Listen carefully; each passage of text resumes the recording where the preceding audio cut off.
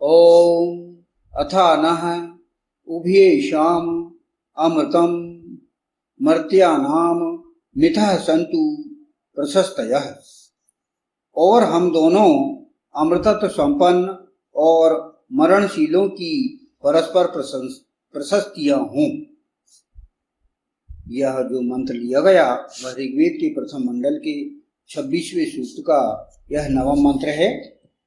इस मंत्र के ऋषि हैं भगवान विदर्शी सुनासीप आदिगर्ती। और यह जो 26वां मंत्र है इसका यह क्योंकि जो नवम मंत्र है और इस मंत्र के देवता जो पिछले मंत्र से चले आ रहे हैं वह है अग्नि अर्थात प्रकाश के बुझाने वाला। इस 26वें सूक्त का ही पूरा जो प्रमुख विषय ये वही है, अग्नि अर्थात प्रकाश को ले जाने वाला।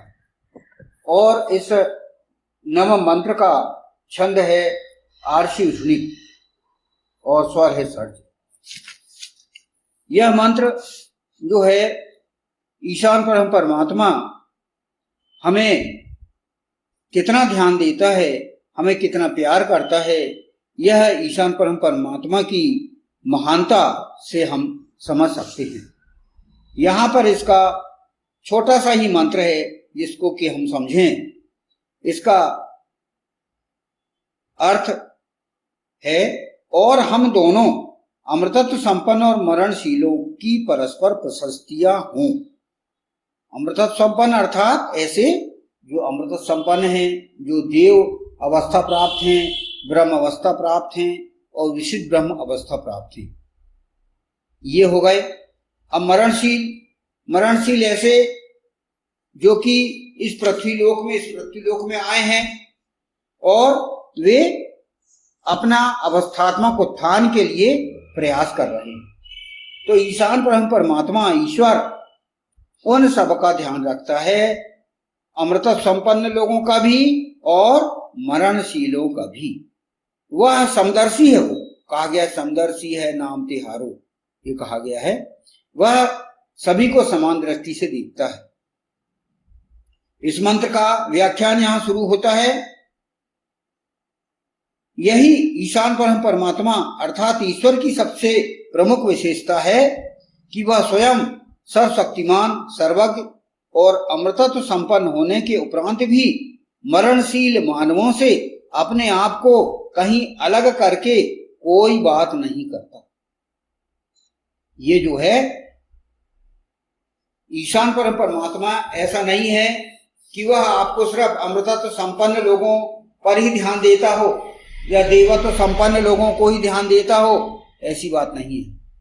वह जो मरणशील हैं, इस पृथ्वी लोक में है, मृत्यु लोक में है, उनका भी बराबर ध्यान रखता है। अपने आप को वह कभी अलग नहीं रखता।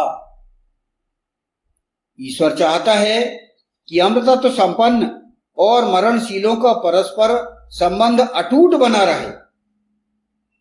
यानी जो अमृतत्व संपन्न है, जो देव अवस्था प्राप्त हैं, ब्रह्म अवस्था प्राप्त हैं, विशिष्ट ब्रह्म अवस्था प्राप्त हैं, और जो सृष्टि का अध्यक्ष परम पुरुष है, उनका संबंध हमेशा बनाए रखना चाहता है। इसलिए ईश्वर भी बार बार सृष्टि का जो अध्यक्ष है वह मानवों की रक्षा के लिए, सत्पुरुषों की रक्षा के लिए वह अवतार लेता है और उनके जो संबंध हैं वो अटूट बने रहते हैं। मानवों की प्रशस्तियों से हटकर केवल अपनी प्रशस्ति की चाह ईशान परमात्मा या ईश्वर को कदापि नहीं है। किंतु मानवों को भी यह चाहिए कि वे अपनी प्रशस्ति के साथ साथ ईशान परमात्मा अर्थात ईश्वर की प्रशस्ति का भी ध्यान रखें। ईश्वर जो है आपकी प्रशस्ति चाहता है, आपकी मान, प्रतिष्ठा, इज्जत, आबरू सब आपका ध्यान रखता है। ईशान इतना दयालु है, ईशान इतना महान है, ईशान आपको, आपका भविष्य, आपका भूतकाल, आपका वर्तमान काल सब जानता है वो, और आप क्या क्या आगे कर सकते हो यह वह भी जानता है। तो ईशान ब्रह्म परमात्मा आपके लिए है, क्योंकि उसने ये सृष्टि बनाई है वो मनुष्यों के भोग के लिए बनाई, तो वह आपसे जुड़ा है, आपका ध्यान रखता है। उसके अनंत आंखें हैं, अनंत हाथ हैं, अनंत पैर हैं, वह आपका ध्यान रखता है। अनंत दिमाग है, आपका जो दिमाग दिया है वह ईश्वर का ही अंश है, आपका शरीर ही ईश्वर का अंश है, तो वह आपको जोड़े हुए हैं। लेकिन हम उससे कितना जुड़े हैं यह सोचने की बात है। यहां पर वही कहा गया है, मानवों की प्रशस्तियों से हटकर केवल अपनी प्रशस्ति की चाह ईशान परम परमात्मा को कदापि नहीं। वो आपकी प्रशस्ति चाहता है, आपका मान सम्मान चाहता है, आपका ध्यान रखता है, आपकी इज्जत आबरू का ध्यान रखता है, यह वो चाहता है। लेकिन व्यक्ति कितना चाहता है ये वह खुद सोचे। मानवों को भी, मनुष्यों को भी, आज के जन सामान्य को भी यह सोचना चाहिए कि वह ईश्वर की प्रशस्ति का कितना ध्यान रखता है। किंतु मनुष्य यह नहीं करता, यही उसके मरणशील होने का प्रमुख कारण है। व्यक्ति के मृत्यु प्राप्त होने का या मरणशील होने का प्रमुख कारण यहां पर वही बताया गया कि वह ईशान की प्रशस्ति का ध्यान नहीं रखता, ईशान की इज्जत का ध्यान नहीं रखता, ईशान की मान प्रतिष्ठा का ध्यान नहीं रखता, और वह शक्ति क्षय में ग्रस्त होने लगता है, उसकी ऊर्जा कम होने लगती है। ऊर्जावान कैसे बना रहे? आपको ऊर्जावान यदि बने रहना है तो आपको ईश्वर से जुड़ना होगा, क्योंकि वह ईश्वर ऊर्जा का स्रोत है, ऊर्जा वहीं से निकलती है। तो जैसे कि पिछले मंत्र में क्या बताया गया था, पिछला जो 8वां मंत्र है उसमें बताया गया था कि उत्तम प्रकाश की ओर ले जाने वाले देवकर्म करने वाले ही हमारे वर्ण किए जाने योग्य को धारण करते हैं, उत्तम अग्नियों को हम मानते हैं।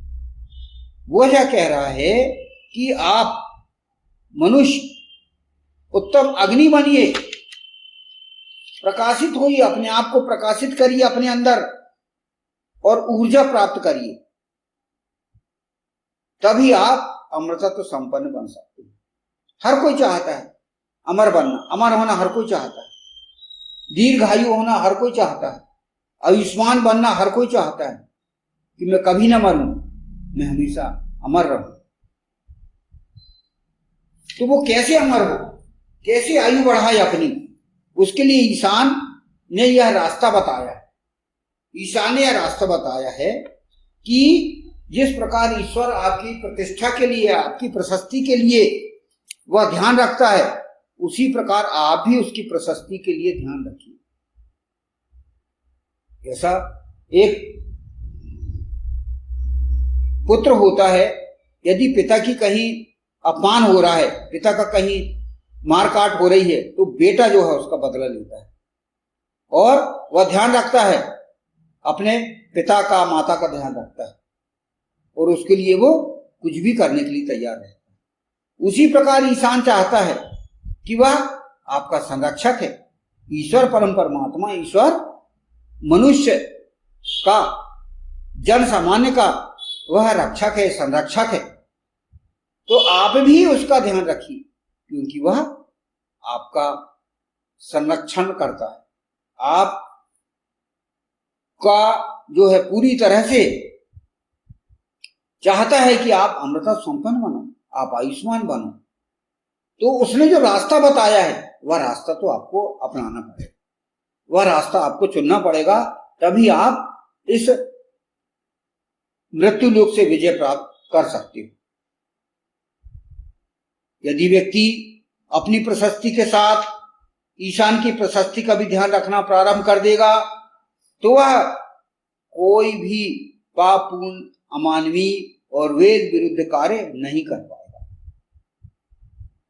आप ईश्वर का ध्यान रखिए, और उसने जो कहा है वह यदि आप करेंगे तो आपके अंदर कोई भी पापपूर्ण कृत्य नहीं होंगे, अमानवीय कृत्य कोई नहीं होंगे, और वेद विरुद्ध कार्य कोई आपके द्वारा नहीं होंगे, यदि आप ईश्वर का ध्यान रखेंगे। क्योंकि उसे ऐसे कोई भी कार्य से, ऐसे किसी भी कार्य से ईश्वर की प्रतिष्ठा पर धब्बा लगता है। यदि आपने कोई गलत काम करे, कोई कुकृत्य करे, कोई कुकर्म करे, कोई दुष्टत्वपूर्ण कार्य किए, तो ईश्वर की प्रतिष्ठा पर धब्बा लगता है। क्यों?